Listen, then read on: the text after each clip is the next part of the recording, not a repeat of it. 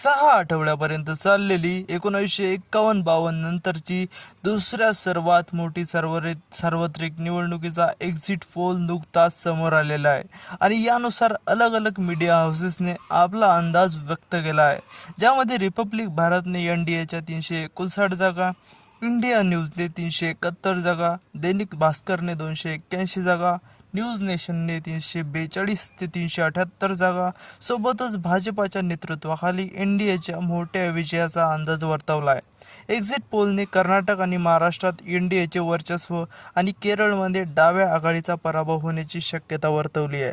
तसेच बंगालमध्ये एक्झिट पोलने भाजपाच्या मागील जागापेक्षा जास्त जागा जिंकण्याचा अंदाज वर्तवला आहे. लोकसभेच्या जागाच्या बाबतीत भाजप आता बंगालमधील सर्वात मोठा पक्ष असेल असा अंदाज वर्तवण्यात आला आहे आणि या सर्व अंदाजावरून असे समजते की नरेंद्र मोदी तिसऱ्यांदा भारताचे पंतप्रधान बनणार आहेत.